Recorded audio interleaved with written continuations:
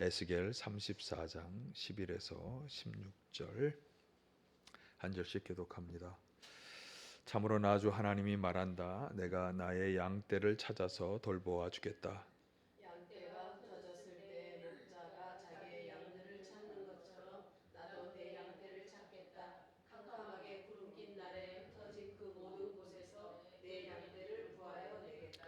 내가 여러 민족 속에서 내 양떼를 데리고 나오고 그 여러 나라에서 그들을 모아다가 그들의 땅으로 데리고 들어가서 이스라엘의 산과 여러 시냇가와 그 땅의 모든 거주지에서 그들을 먹이겠다. 기름진 초원에서 내가 그들을 먹이고 이스라엘의 높은 산 위에 그들의 목장을 만들어 주겠다. 그들이 거기 좋은 목장에서 누우며 이스라엘의 산 위에서 좋은 풀을 뜯어 먹을 것이다. 내가 직접 내 양떼를 먹이고 내가 직접 내 양떼를 눕게 하겠다. 나 주 하나님의 말이다. 헤매는 것은 찾아오고 기르는 것은 도로 데려오며 다리가 부러지고 상한 것은 싸매어 주며 약한 것은 튼튼하게 만들겠다. 그러나 살진 것들과 힘센 것들과 내가 멸하겠다. 이렇게 그것들을 공평하게 먹이겠다. 아멘. 할렐루야. 오늘은 지난주부터 말씀드린 것처럼 교회 절기상, 그러니까 교회력의 절기상 마무리가 되는 그런 1년간의 교회력이 마무리되는 그런 날이고요. 이제 다음 주부터는 새로운 1년의 절기가 시작이 됩니다. 그래서 새로운 절기는 대강절로부터 시작이 되고, 그리고 이제 추수감사 절기,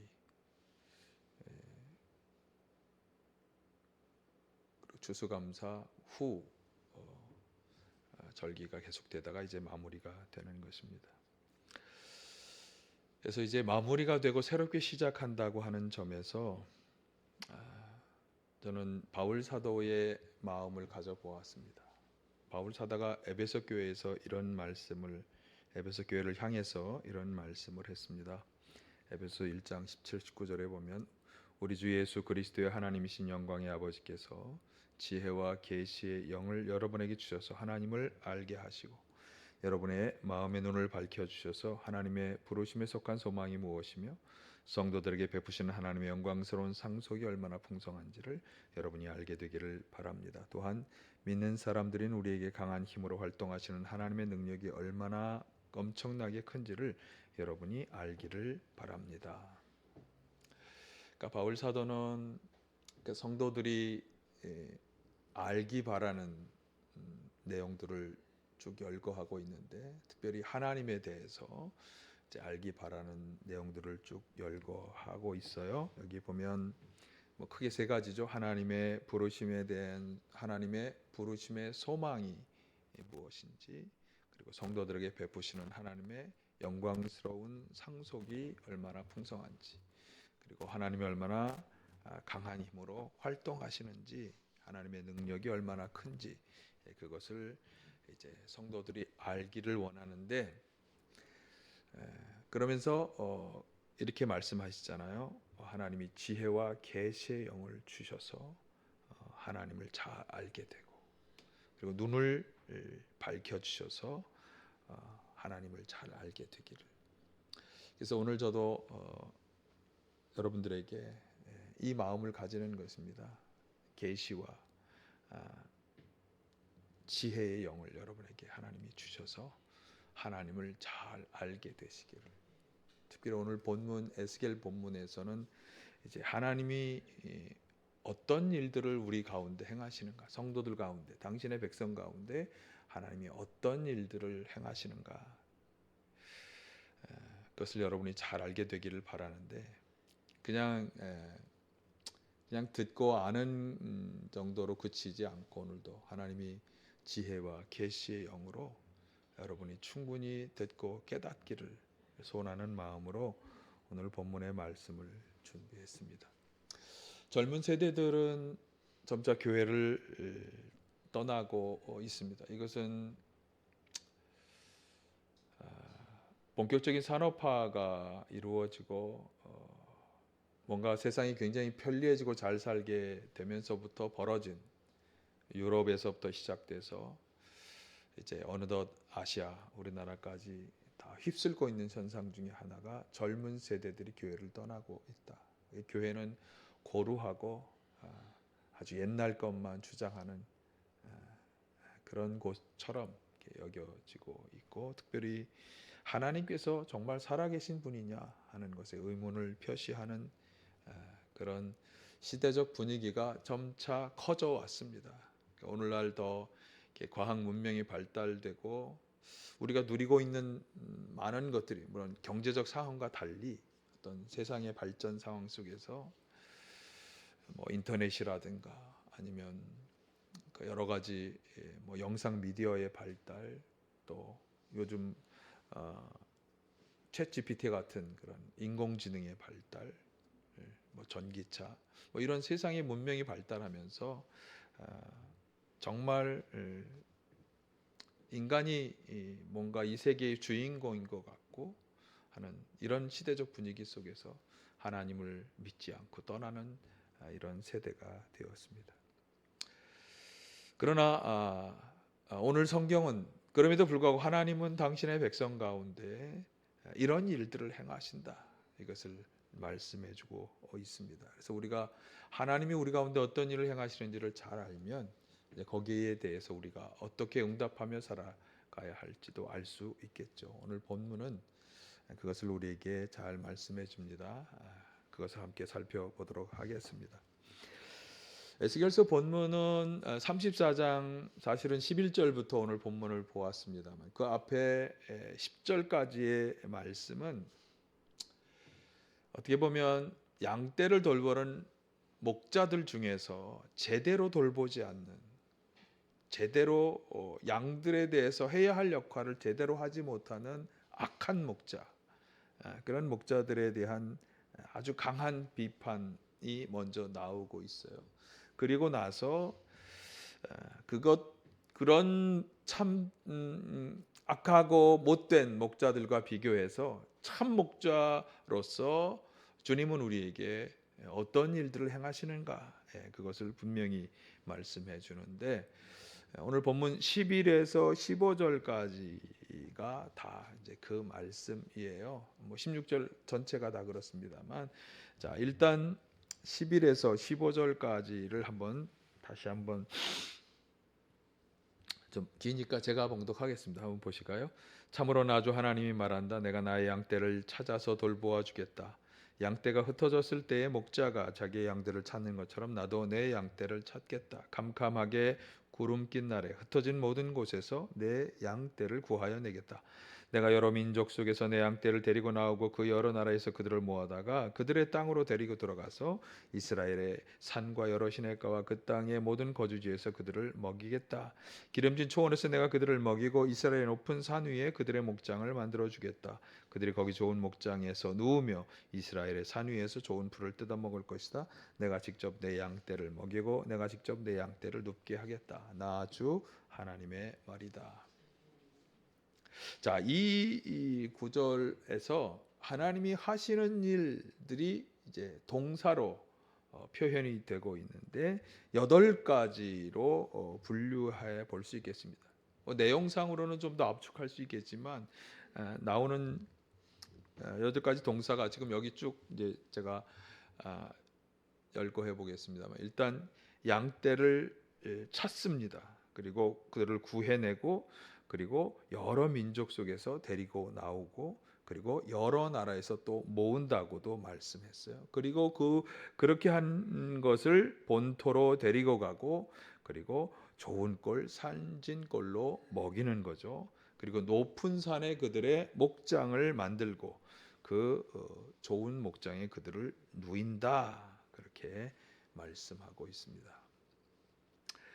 그래서 이 동사들을 하나하나 살펴보면서 이렇게 양떼들에게 행하시는 이 일이 오늘 우리에게는 어떻게 적용이 되는가, 그래서 우리 가운데 무슨 일을 하신다는 것인가, 그것을 한번 함께 생각해 보도록 하겠습니다. 첫 번째로 목자로서 하나님이 하시는 일은 양떼를 찾는다, 그렇게 말씀하죠.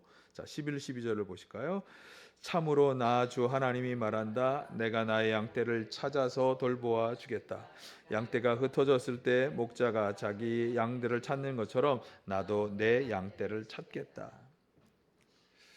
그러니까 목자가 흩어진 양떼를 찾는 것처럼 나도 내 양떼를 찾겠다. 그러니까 양떼를 찾는 이유는 분명하죠. 그들이 모여 있어야 하는데, 그들이 있어야 할 곳에 있어야 하는데 그렇지 못하고 흩어져 있는 거예요. 예. 그래서 16절에서도 말하죠. 헤매는 것은 찾아오고 기르는 것은 도로 데려오고. 그러니까 어떤 분명한 이유가 있죠. 그 이유 때문에 양들은 길을 잃고 헤매는 상태에 있었다. 예. 그래서 모여 있지 못하고 흩어져 있다. 여러분, 양떼들이 모여 있어서 뭐 주어진 일정한 곳으로 가서 초지에 가서 풀도 뜯어 먹고 또 물도 마시고 해야 되는데 그렇지 못하고 각각 다 흩어져 있어요. 제대로 인도하는 목자가 없이 가야 할 곳, 있어야 할 곳에 있지 못하고 제각기 다 흩어져 있으면 그 결과는 어떻게 될까요? 사나운 짐승에게 잡혀서 먹혀버리거나 혹은 양식을 구하지 못해서 이제 굶어 죽게 되는 거죠. 그런 역할을 해야 하는 목자들이 그것을 하지 못하고 있기 때문에 참 목자 되신 주님께서 그 길을 잃고 헤매는 흩어진 양들을 그냥 내버려 둘 수 없기 때문에 그들을 찾으신다. 두루 다니며 찾으신다. 찾아서 데려오시는 거죠. 그래서 두 번째로 하시는 일이 그들을 거기서 건져오는 일입니다. 찾아서 건져내시는 거예요. 12절을 보실까요? 양떼가 흩어졌을 때 목자가 자기 양들을 찾는 것처럼 나도 내 양떼를 찾겠다. 캄캄에 구름 낀 날에 흩어진 모든 곳에서 내 양떼를 구하여 내겠다. 예, 거기서 건져내고 구하여 내겠다. 그러니까 사나운 짐승에게 잡혀 먹힐 위험에서 혹은 굶어 죽을 위험에서 그런 위험에 처한 그 양들에게 찾아가서 그들을 거기서부터 건져내어 구하여 내겠다. 자, 그런데 이게 이제 하나님께서 양떼들에게 하는 참 목자라서 하시는 이 일이 양떼에게가 아니라 하나님의 백성과의 사이에서 일하시는 것이라는 것을 생각해 본다면 하나님이 하시는 일은 아주 명확하죠. 그러니까 어떤 이유에서든지 하나님의 백성이 제 자리를 떠나서 이리저리 흩어진 그런 백성들을 불쌍히 여기셔서 찾으신다. 왜냐하면 그냥 내버려주면 멸망할 위험에 처하기 때문에 그렇기 때문에 내버려두지 않고 찾으시고 건져내시고 구원하신다라고 하는 거죠.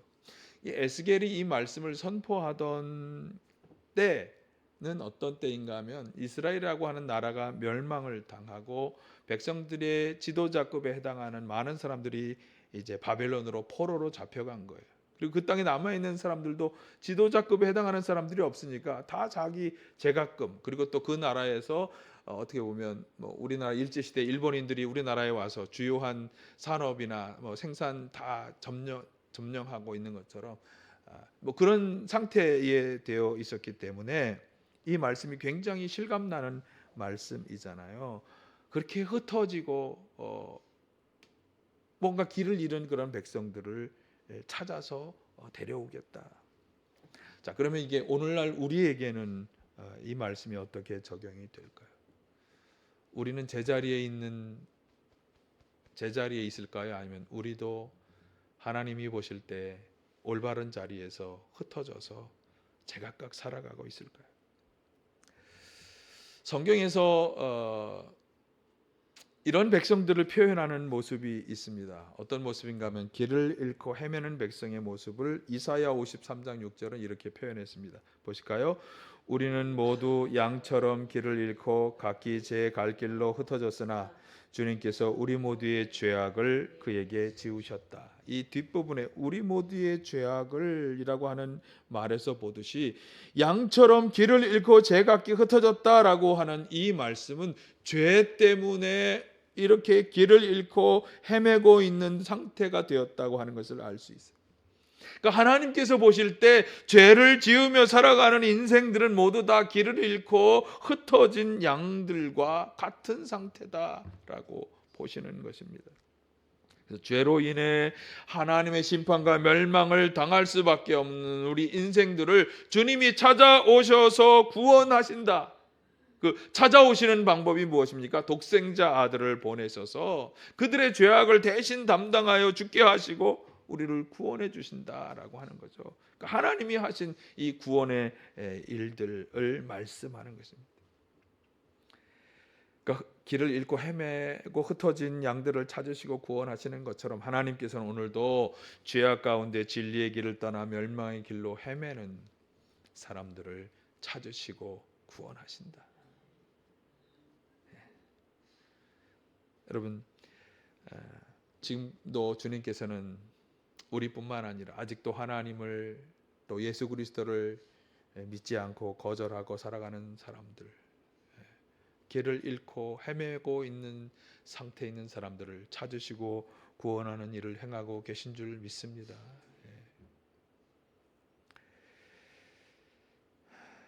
그래서 이제 먼저 믿은 우리에게 그 하나님의 일을 알면 우리가 어떻게 해야 하느냐 하는 그 다음 순서가 나오겠죠. 이제 그거는 여러 번 말씀을 드린 것과 같고요. 자, 오늘 또 하나님께서 행하시는 세 번째 일은 13절 상반절을 보면 내가 여러 민족 속에서 내 양떼를 데리고 나오고, 그러니까 여러 민족 속에서, 세 번역으로는 만민 중에서 그들을 내가 끌어낸다. 지금 이스라엘 백성들의 상황, 방금 전에 말씀, 포로가 되고 그리고 여기저기 흩어져 살아가는 그런 다른 나라의 피신자, 도망자 신세가 되고 포로 상태가 된 사람들을 그곳에서 끌어내시겠다. 데리고 나오신다. 그래서 네 번째로 하시는 일과 연결이 돼요. 네 번째는 13절 B절에 보면 그 여러 나라에서 그들을 모아다가 그들을 모으신다. 그러니까 자기 땅이 아닌 곳에서 피하여 살거나 포로가 되어 살거나 도망자의 신세로 살던 사람들을 모아서 데리고 나오겠다. 그들을 끌어내겠다. 자, 이 일은 우리들 가운데 어떤 일일까요? 예수님께서 공생애를 막 시작하시면서 선포하신 말씀이 이사야 61장 1, 2절에 나오는데 한번 같이 보실까요? 주님께서 나에게 기름을 부으시니 주 하나님의 영이 나에게 임하셨다.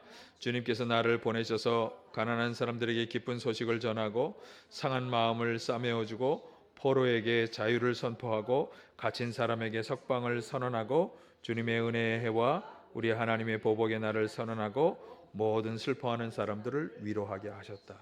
자, 여기 이 말씀 중에 포로에게 자유를 선포하고 갇힌 사람에게 석방을 선언한다. 그러니까 포로가 되고 갇혀 사는 사람들에게 자유를, 석방을, 해방을 그것을 허락해 주신다. 여러분, 원래 있어야 할 것이 아니라 반강제적으로 머물러 있던 사람들을 그곳에서 나오게 하는 것이 해방이고 자유를 주는 것인데 바로 그 일을 행하신다는 거예요. 그러니까 우리 인생 가운데 우리가 거의 반강제적으로 혹은 세상에 휩쓸려서 살아왔던 많은 것들, 하나님이 보실 때 뭔가 포로가 되어 무엇인가에 포로가 되어 살고 무엇인가에 갇혀 사는, 여기 뭐 설명이 벌써 나오나요?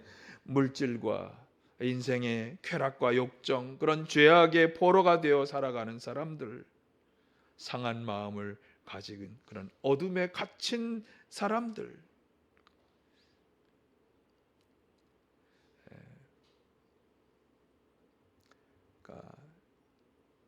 그러니까 우리 성도들을 성경은 빛이신 예수님의 빛 가운데 살아야 하는데 원래 그 예수님이 오기 전에 우리가 살았던 세상을 우리가 어둠이라고 성경이 표현한다고 말씀을 드렸죠. 그래서 그 어둠에서부터 우리를 건져내시는 그 하나님, 뭔가 포로가 되어 살아가는 것에서 우리를 자유하게 하시는 하나님,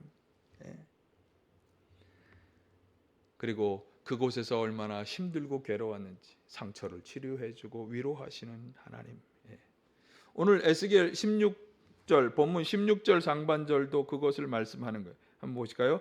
헤매는 것은 찾아오고 기르는 것은 도로 데려오며 다리가 부러지고 상한 것은 싸매어주고 약한 것은 튼튼하게 만들겠다. 헤매고 길 잃고 다치고 상하고 약한 것들에게 자유와 치료와 강건함을 다시 회복시켜 주시는 것, 이것이 하나님이 끌어내고 모으신다라고 하는 것에 대한 설명이겠고 오늘 우리에게 적용할 수 있는 것입니다.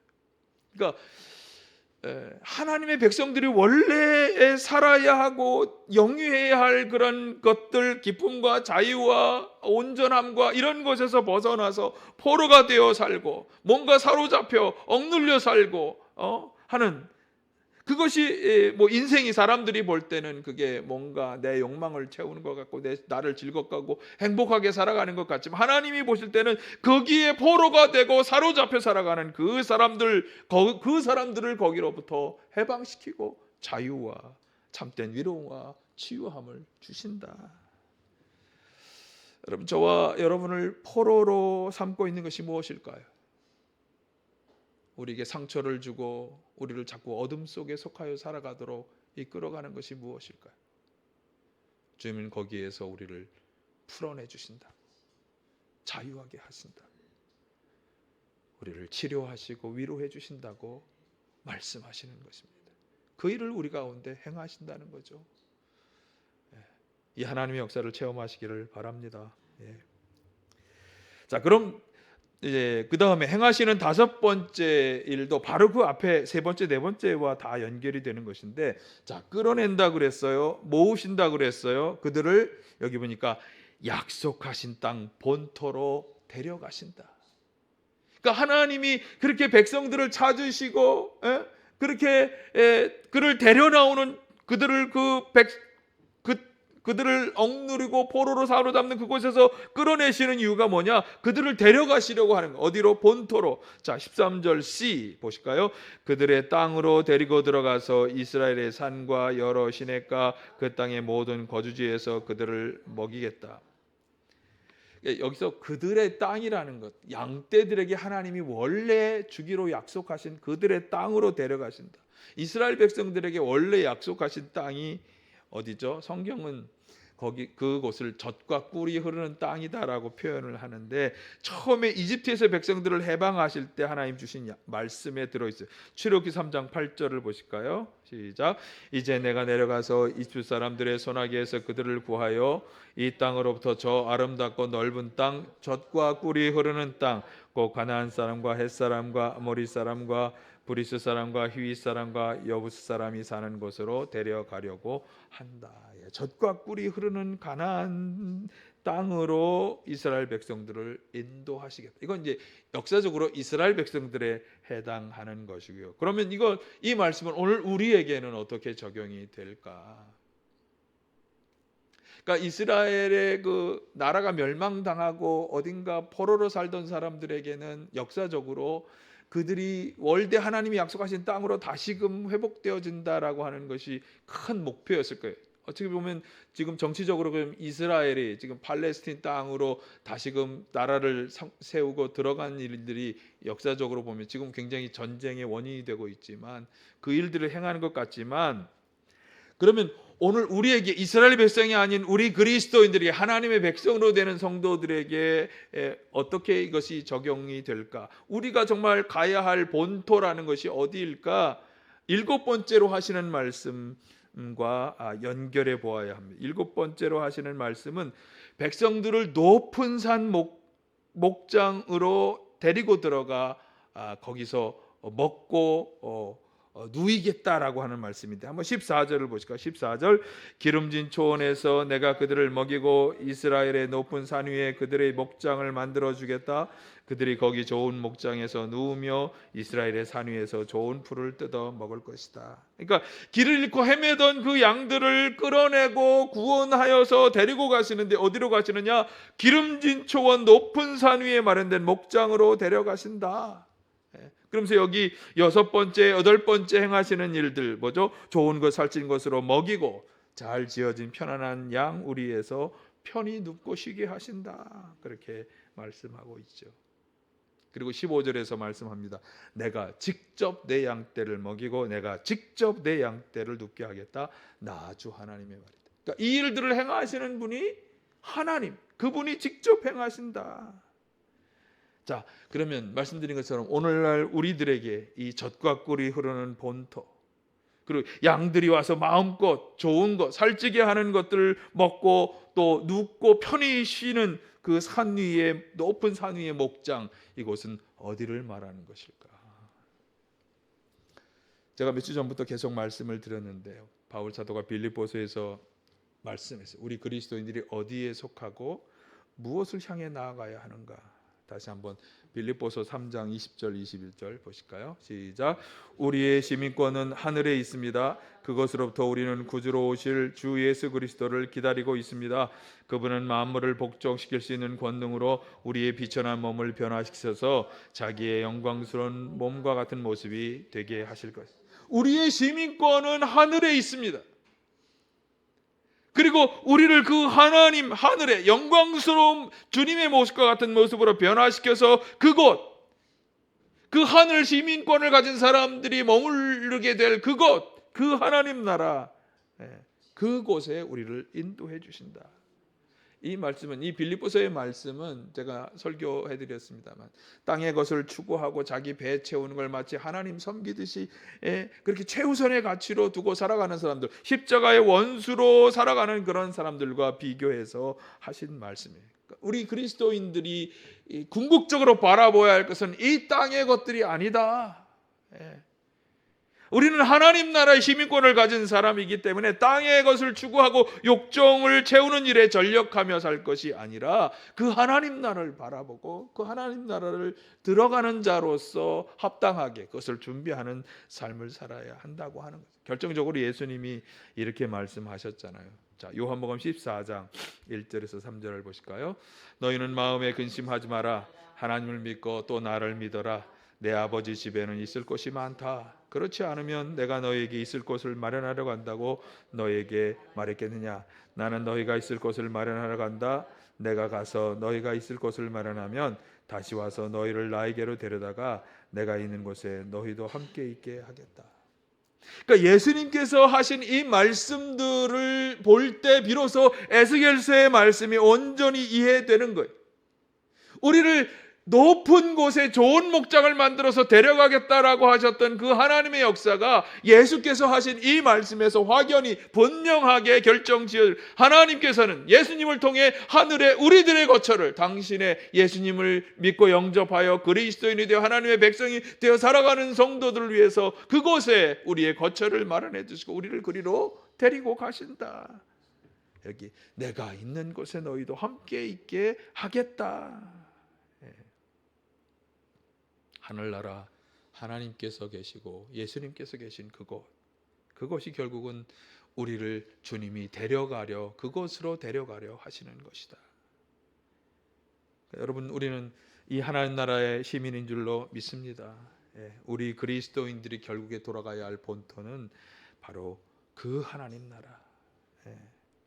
하나님께서는 우리 백성된 우리들을 그곳으로 데려가셔서 여기 좋은 것을 마음껏 먹도록 하시고 평안한 안식과 쉼을 허락해 주신다. 이것이 궁극적으로 결국은 하나님이 우리 가운데 행하려고 하시는 일이다.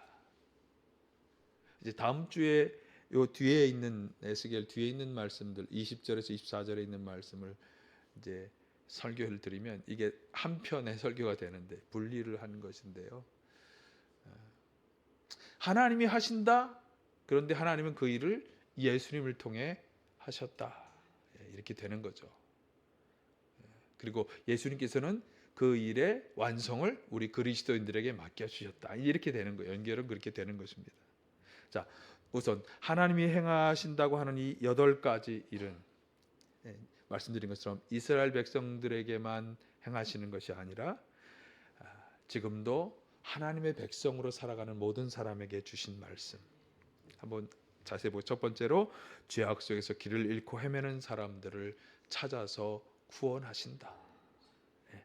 우리를 포로로 사로잡고 뭔가 상처를 주고 어둠 속에 머물러 있게 하는 그 모든 것들로부터 우리를 끌어내시고 해방하시고 참된 자유와 치유와 위로함을 주신다. 그리고 참으로 우리가 돌아가야 할 본토 고향 하나님 나라로 우리를 데려가셔서 좋은 것을 먹이시고 평안하고 안식을 우리에게 허락해 주려 하신다. 이것이 하나님이 우리 가운데 행하시는 일입니다. 참 감사한 일이죠. 지금도 살아계셔서 우리 가운데 일하시는 하나님께서 우리 주변에 이러한 일들을 행하고 계십니다. 그런데 왜 우리는 그것을 알지 못하고 깨닫지 못하는 걸까? 우리의 죄가 하나님과 우리 사이를 가로막고 있기 때문에 그렇습니다. 우리의 죄를 틈탄 사단이 보아도 보지 못하게 들어도 듣지 못하도록 우리를 가로막고 있는 거죠. 그래서 말씀드린 것처럼 주님이 지혜와 계시의 영을 주셔서 오늘 다시 한번 분명한 깨달음을 가질 수 있으시기를 간절히 바라고요. 사단의 방해를 다 이기시고 주님이 주시는 지혜와 계시의 영의 도움을 잘 받으셔서 하나님이 우리 가운데 행하시는 이 일을 분명히 깨달아 알고 또 확신하고 또 소망을 가지고 살아가시기를 간절히 바라고, 말씀드린 것처럼 이 하나님이 행하시는 일이 결국은 하나님이 행하신다, 그러나 예수 그리스도를 사용하셨다. 그리고 예수님 그 완성의 일을 우리에게 맡겨주셨다. 우리가 이 일을 매듭짓고 완성하고, 그러니까 우리는 여기 이 하나님이 하신 일의 대상이 될 뿐만 아니라 먼저 대상이 된 우리는 또한 이 일에 참여자요 동역자로 나서야 할 책임도 주어졌다라고 하는 것을 꼭 기억하시며 확신 가운데 이 일에 모두 다 동참하는 우리 모두가 다 되시기를 간절히 축원합니다.